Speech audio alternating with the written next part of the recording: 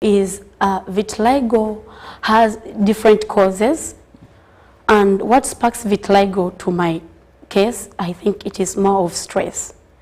Maybe changing in environment can as well cause vitiligo. For me, I was in primary 7 vacation. I went for a holiday at my uncle's place in Entebbe, and living that the holidays in that place, it was a different place, I think. Coming back to my home area, that is when it started. I think I developed some stress. That is when I got vitiligo. And my parents were like, maybe she ate a lot of mangoes during the holidays and it burnt her lips, but it was not the case. It went on spreading. We tried different medications. We went to hospitals and stuff, but it was all in vain. We came to a conclusion that maybe we cannot get cure for this, but we have to learn to live with vitiligo. Now, this takes me to Kasoma. Your definition of vitiligo. When you talk about vitiligo to a person watching us, how best would you define vitiligo? For me to define vitiligo, medically, when we go to the side of the hospital staff and the doctors, what they tell us, most doctors talk about it being an autoimmune disease whereby the skin fights itself and the results come out the skin losing its color. And it is all about us having a less melanin. So the melanin is not enough in our body, and when the melanin is less, the skin is going to start losing color. And in most cases, you've heard that some people cure from vitiligo, and this is as a result of most of them taking enough vitamins, and that's part of the treatment. And as my colleague here talked about it being caused by, some people are born with it and others it comes as they grow. In my case, it came, I was born with it, and it is in my family, it is in the genes. My uncles have it, and my cousins have it, and I grew with it, but some parts of my body were not, it wasn't there. It was only on my lips. I used to see it on my stomach, but afterwards, as I also grew in my Form 4, it came. I think I was worried about the exams, and that stress also brought it up, made it increase. So, but with the time, I learned to live with it. Okay. So, now, all of you came to a point of learning that this is a situation you must live with. Now, one of the things that is very critical when we discuss vitiligo causes and what it is, it all goes back to melanin. Now, melanin is that pigment that you have, the black that keeps your skin black. That's why you see that even people with albinism, they will tell you that lack of melanin in their skin. Now, this situation happens when you lack enough melanin in your skin. That's why you see that certain parts will really have these spots, like you're seeing with some of the guests, with my guests in studios today. Now, let's look at the types of vitiligo. I don't know who could take us best through here, because we've seen some have on the legs, some have on the face, some have the entire body. Let's look at the types. The types of vitiligo, we have the common ones. There are very many. Very many doctors have different theories, and they have come up with different types. But the common ones, we have the generalized one, we have the segmental and non-segmental. My colleague here, she has what we call segmental vitiligo. If it gets one hand, also going to get another hand. Gets one eye, another eye also is going to be affected. But on my side, I have non-segmental. It takes only one side of the body. So if it is my eye, this side, it means it is also this hand or this leg. So with treatment, doctors tell us that the segmental can take time to be cured. Then the non-segmental, somehow, before it takes another side, it is easier to be cured. So those are the parts we have, the types we have. The general vitiligo, whereby the whole body, there are some people whereby the whole body, they are, I can say, 99% vitiligo. They are there when they don't have even a single dark spot on them, when they are all white. Like the way you see how Michael Jackson had become. So people used to think that Michael Jackson is bleaching. He has turned himself to be a white man, but in actual sense, he was suffering from vitiligo. So it became general. Okay, now when we talk about vitiligo, segmental, non-segmental, the entire body, I want us to look at one of the most important issues here, and I want to believe why this association was formed, because you've been in existence since 2019. 2018 to 2019. Yeah, around there, 20, because I began hearing of the Vitiligo Association of Uganda around 2019. Yes. Now, what were the objectives of you people coming together and form this association? I want Narubega.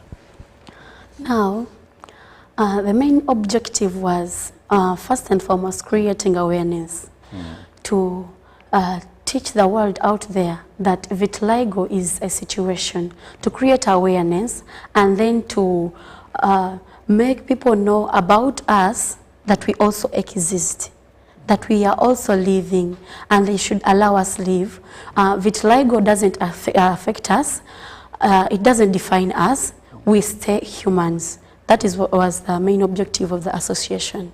Yeah, we wanted to create awareness, and we as well wanted to bring ourselves together so we can push and be stronger, so we can be better individuals, accept our individuality and be the best of us. I love the word, be the best of you. Now, this takes me to the various myths surrounding vitiligo. Where I come from, we have a myth.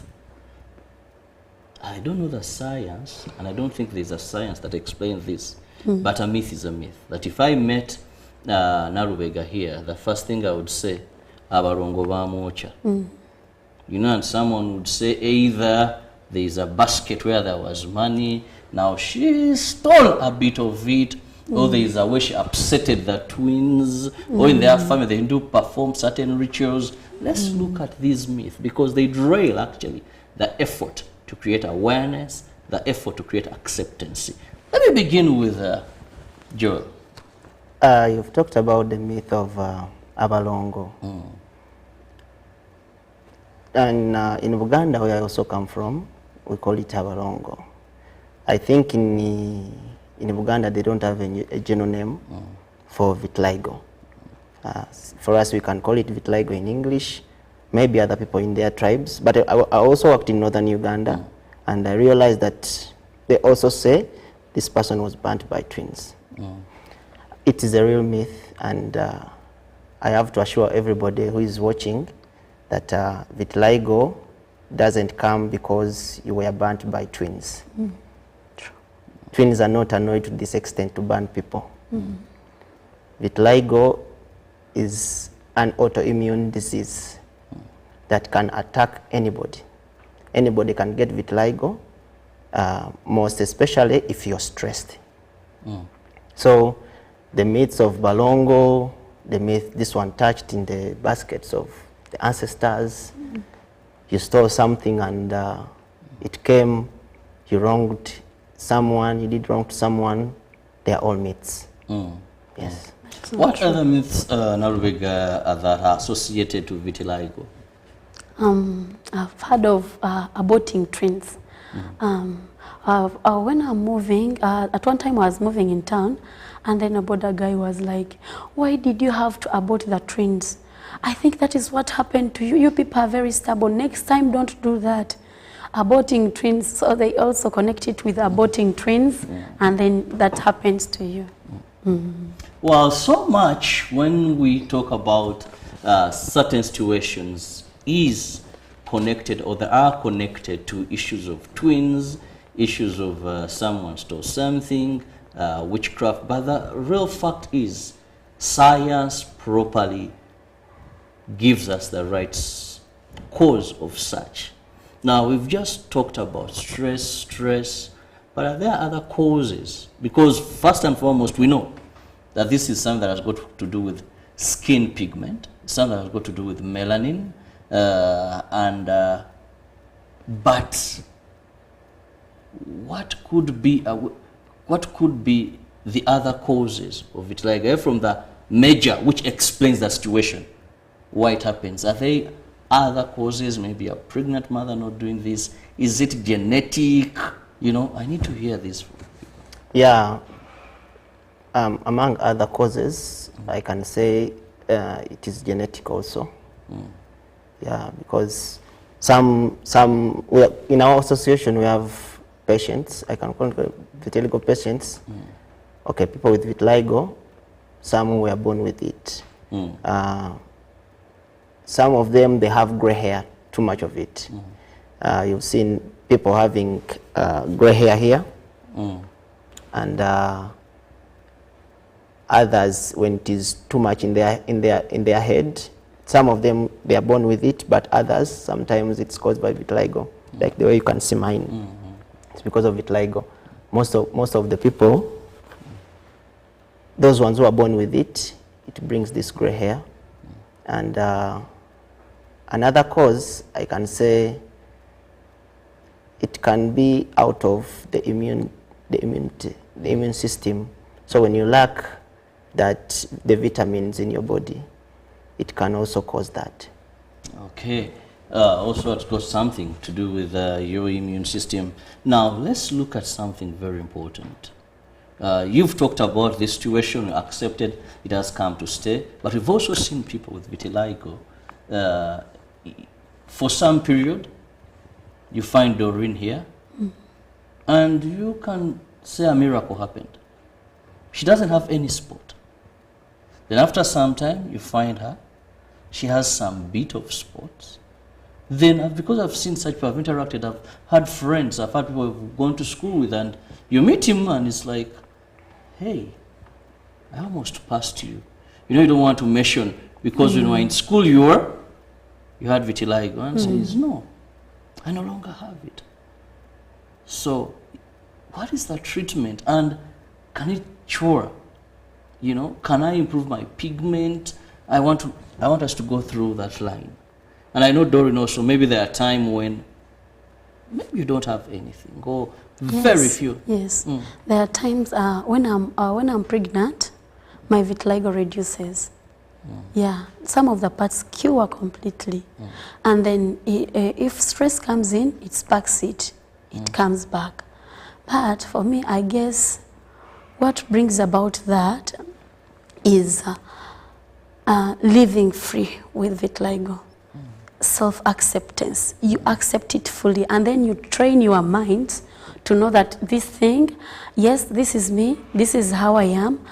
The way who I am is not defining, what I look like is not defining who I am. I accept vitiligo fully. I'm going to live this life to the fullest. Then every time you accept that, it is a process, but every time you accept it, I know of people who have seen and their vitiligo is completely gone because they are living stress-free. That is what I know. Now, what do you, are there like, Joel here, is there some treatment away from let things be done? For example, with albinism, I know it's not the same, but at least there's a pigment issue, melanin issue there. They have sunscreens, they have maybe some treatment with vitiligo. What's the case like? With treatment, the first treatment I can say is accepting that you have vitiligo, then trying your level best to be free from stress. That's the second treatment, and those are the best treatments. Then another treatment, there is some medication we take. There are different doctors who have come up with some medication that someone can take. There is Dr. Malik, you have ever hosted him. There is also Dr. Kambugu in Wandegia. Also, they give us some medication. Me, when I got the medication I got, it helped me to stop it from spreading. Then with the treatment, they also recommend sunbathing. You get the morning vitamin D. There is also an ointment most people use. It's called tacrolimus. Sunscreens also help people with vitiligo, which is general, or even this one, segmental, because the same reactions they get because of the sun. The albinos, the effects of the sun from the ones albinos receive is the same like those of vitiligo. So sunscreen is very important. It can help to reduce on those rays which are strong that can affect the skin. So sunscreens are for protecting the skin, but the ointments and some tablets that the doctors give us also can help us. But most especially vitamins. Taking vitamin D from the sun, then vitamin C from the fruits can also help. Well, there is some treatment. You wanted to supplement before you go for a break? Please do so. I was supplementing about the sun. Every time I move out there in the sun, it affects. If you don't wear a sunscreen, it affects. It really hurts. Well, let's go for this break. When I return, I'm with my guests and we are still discussing vitiligo. Is it a disease? What you need to know about it? What are the causes? And how best can we ensure that people with vitiligo live life to the fullest? Because it is a situation but does not incapacitate them to live life to the fullest. All they need is our support. Let's return shortly. Live from UBC Studios in Kampala, this is Good Morning Uganda Extra.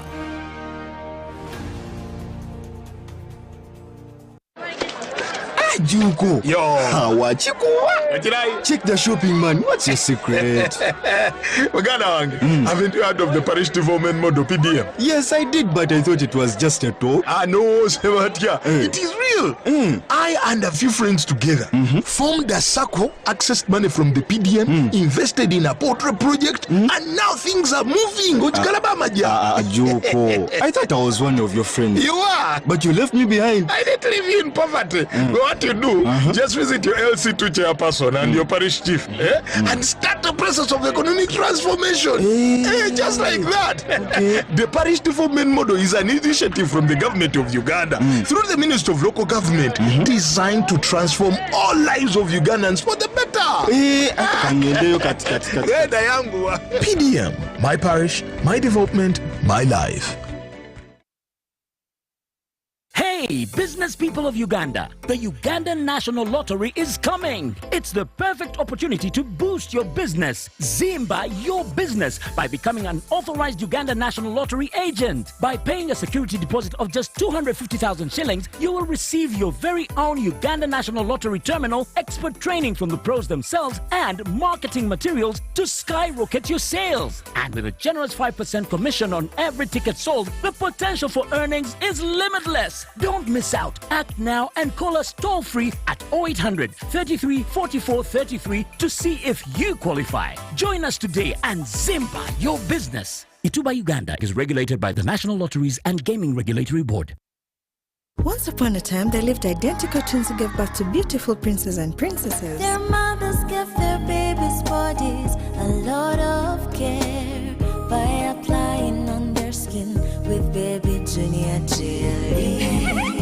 Though dried their chariots and everyone would admire their glowing skin. Fun fact, Baby Junior prevents diaper rash, dry and sensitive skin. Moms all over Africa love baby Junior jelly. Baby Junior's the skin. No more worries anymore.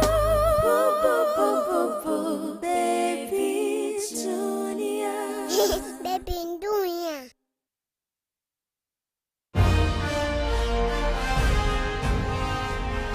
Live from UBC Studios in Kampala.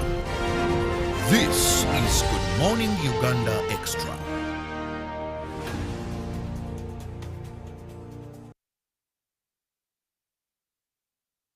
Welcome back from that break. Thank you so much for being with us on UBC TV. It is the Extra. I'm Robert Chirabo Nyonyintono, and with me I have members of the Vitiligo Association of Uganda, with whom we are discussing vitiligo, trying to bring it to your attention that hey, there are people living with this situation, but in no way does it incapacitate them to live life to the fullest or deliver whatever they're supposed to do. Now, I have a gentleman and a lady with me we are discussing and still discussing vitiligo. Now, let's look at the challenges, and I want to start with the lady here of living with vitiligo. Now, the very big challenge that we face is accessing jobs. It becomes so difficult for us to get jobs because when you apply, they will always look at your appearance and then they will deny you that job. For example, when I went to a certain company I want to mention, and I wanted to work as a receptionist. I really had that passion, but I went through the interviewing and all sorts of things I had to go through because I had all that it took. But my challenge was, they said that according to my appearance, I think it wouldn't be pleasing to the clients, so they denied me that job. We faced a very big problem in getting jobs. And where I was working of recent, I had interviews with Chinese, but still they were questioning about my situation. Will she be able to work with us? And the HR was like, I think it's about her capability. She's capable. She has the potential. I think she's a good salesman. That's when they gave me the job. But still coming to the clients, others neglected us. Others were, they didn't want to work with us. They were always like, I think they thought the thing is contagious. When they work with you, you'll spread your vitiligo to them, and then they don't have to give you their money. They don't want to work with you. So we're having a very big challenge if it comes to working. Some of other vitiligo members are at home. Others don't want even to look for their jobs. They keep inside the houses. They lock themselves inside. So because there's stigma. There is a lot of stigma. They are stigmatized because they know even when they move out, they will not be accepted. Well, your experience, Joel? My experience, since I'm always on the road, of course, you know, our Ugandans, the drivers and the riders, some of them are stubborn. They throw some words to you just to keep you off the track, but since I learned to live with it, it doesn't affect me so much. I joined police with this vitiligo. I never got any challenge because vitiligo is not so painful if it's not much. And I went through the training. I was physically fit, and the police doctors, they were endorsing on my documents to show that I'm fit to train. The doctor looked at me and told me, is it painful? I said no. So which means you can train? I said yes. So they allowed me to train. And the challenges at the workplace, you know, women, we don't get so challenged like the ladies. For us, we don't care about our looks. The ladies care about their looks so much. So they are drivers. A driver can tell you, maybe, officer, is this mob justice? I say no. Officer, watomeze motoka. Side mirror wajasiza. Yeah, you know those words. Then different kind of words, but they don't affect me because I learned to live with it, and I know this is me. This is my skin. This is my body. Like a black man can be discriminated when they go abroad, and you can look also at a white person this side. When you come to our side, but though we don't discriminate them, and it feels so bad for a black person like me to be discriminated by fellow black people. Definitely. Now, when I look at groups of persons with disabilities, I see not so much ago people with albinism were admitted under that group. Vitiligo, I didn't see persons with vitiligo. I stand to be corrected. And the group of people with living with disabilities, therefore they benefit from different government programs that focus at persons with disability. What happened? Where are you? Or you don't want to be among? We want to be among. We want to be among, and we are fighting for that inclusion. We want to be included in the different projects that people with disabilities, where people with disabilities gain from. And our chairperson, the executive director, and all the board, we are fighting for that inclusion.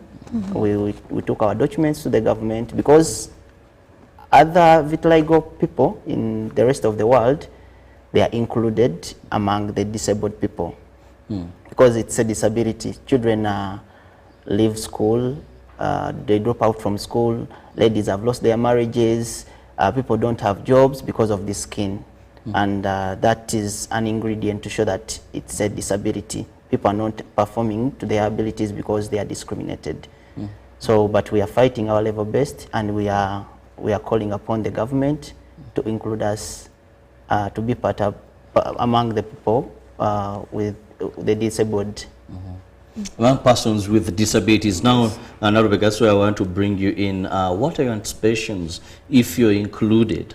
You know, because someone watching us with vitiligo may ask, is that a priority? You know, so also, how best would you want government to assist persons with vitiligo? I would want government to assist us with funds. There are some people living with vitiligo who are owning businesses. Like for me, I'm owning a small shop on 8th Street. I'm dealing in boards. And I would love government to assist us with funds, so we can access funds and run what we are able to run. There are some people out there who are doing small businesses, salons, they are doing makeup, they are doing transportation and stuff.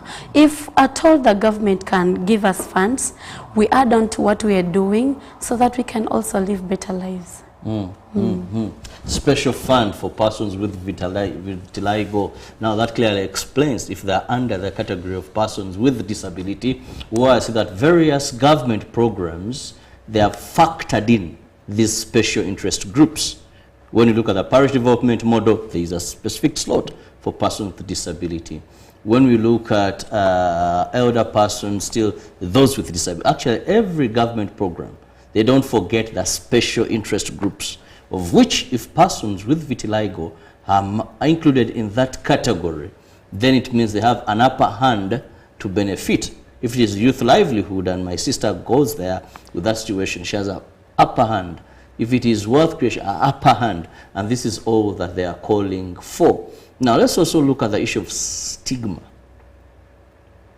Someone watching this show this morning with vitiligo, or a family with a child with vitiligo, how best can they overcome stigma? Narubega. Yes, please. About the stigma, like we said, like my friend here said, it's about self-acceptance. I think it starts with the individual who has vitiligo. It starts with you. It starts with you. First, you have to stay away from stress. Accept yourself. Accept that this is a situation. If it goes, it will go. And if it doesn't go, it is okay. You be okay with yourself. Accept the person you are. And you know that you live your best individuality. You pull out your best. You know that this thing doesn't define you. I know in our association there, we are always having a slogan that goes that vitiligo doesn't define me. Who I am is not defined by who I look like. True, I have vitiligo, but it is about my inner self, my inner beauty. I have to pull out that inner person within me. Every time I go back at my home, put my head on my pillow, I know that I I am all alone. But what I have is that inner me, and what matters most to me is my family, my husband, my kids, and I focus on that. So you focus on what matters to you. Maybe the family, maybe the kids, maybe I don't know what matters to you, but you can focus on that, develop self-love, and live with vitiligo.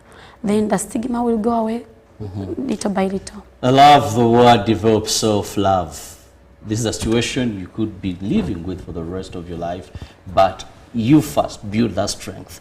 I'll go to Joel. You know, he's a very interesting person. You're on the streets of Kampala, and I know Ugandans sometimes are not very, very kind, more so when it comes to issues of enforcement. So to that young man, to that young girl, and to the ladies I know it's more challenging than the men, what are your words of encouragement to them? My words of encouragement is that vitiligo is like putting water in different glasses of different colors. The content, what is there is water, but though the glasses are different, but what matters is what is inside the glasses. So what matters most is the inner person, not the skin, not what is outside. So like the Oshia said, first accept that you are how you are, and you love yourself. As an organization, we that's one of our goals, to make sure that we come together to bring our brothers and sisters, to give them that confidence to live with vitiligo. So the way of fighting stigma is parents have to love their children. They should not also segregate them. Schools there, children living with vitiligo should not be segregated. They should be loved. They should be shown their love. And people in the society should also try to show some love to people with vitiligo, because it's not easy to be different.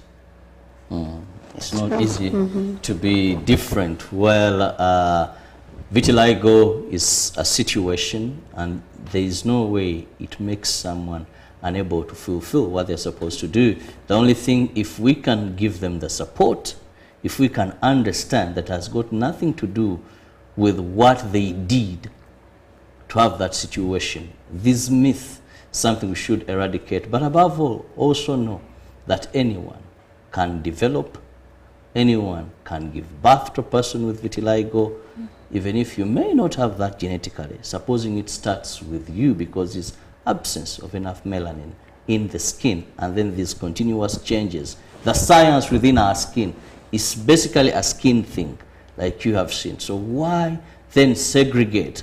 Why then shout out words that upset people? Why provoke people? Why stigmatize? Well, these are things we shouldn't do. Time seems to be flying, but I just want to give each of you a minute to get your parting shots, and I want to begin with the lady. Yes. Your final remark as we move out of studio. My final remark, I really want to thank, first and foremost, I want to thank my husband for loving me. Wow. He has always made me feel like I don't have vitiligo. At times I forget that I have vitiligo, but when I come in the mirror, still I remember, oh, I am like this. They have never treated me in a way that I don't have vitiligo. My husband, my family, my children, and as well I want to thank my in-laws. They accepted me the way I am. They have loved me fully. They have tried looking for options of treatment, but still trying there and there, here and there, but still things are not working out. But I love them so much. I really appreciate every effort on me. And I love to thank all the clients that are working with us, who don't put any situation, don't put any conditions that you are like this or what.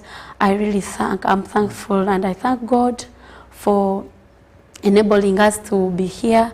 I thank you as well for the time, and I thank the viewers. Thank you. Well, thank you so much. Also, thank you for coming out. Many people, most ladies, do not want to be ambassadors, shy, coming out, saying, hey, she's even on TV talking about the same thing, her situation.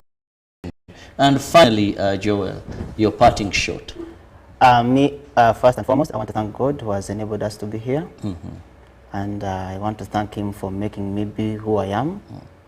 Having vitiligo, there is a reason for that. And I want to thank UBC so much, because this is not the first time UBC has hosted Vitiligo Association of Uganda. It's like 3 or 4 times in the fight to eradicate the stigma, to remove that belief and the myths. I do thank UBC so much and giving us this other chance to come here. I want to thank my people also who have been there for us, Vitiligo Association of Uganda, and I'm calling upon all the people around within Uganda and in different villages, different towns, cities. Please, we have an association. It's a Vitiligo Association of Uganda. We call upon all the people with vitiligo to come and join us. We are trying our level best to create a big family so that we are included in the plans of the government of people with the disabilities. And also, I'm calling upon the people within different communities to love people living with vitiligo. Well, thank you so much, ladies and gentlemen. Not to forget that every 25th of this very month is World Vitiligo Day. And the world together comes to celebrate the heroes in the fight against stigma when it comes to persons with vitiligo, but also to recognize the steps made by various countries in ensuring that persons with vitiligo live life to the fullest. As the national broadcaster, it is also our dream to ensure a world where every Ugandan can live to full potential regardless of the situations they are going through. And that is why we always find time to have any group of people with any situation where there is stigma or is not well understood by the public, so that we fight all these limitations to their abilities. Thank you so much, ladies and gentlemen, and thank you so much our viewers, those that have been with us from 6:30 in Good Morning Uganda and the extension Good Morning Uganda Extra. Looking forward, make a date with us tomorrow. God bless you. For God and my country.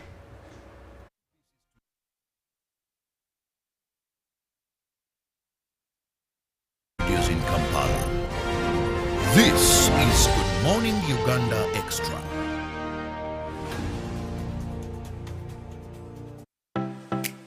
UBC is the national public broadcaster. We educate, inform, entertain, and inspire our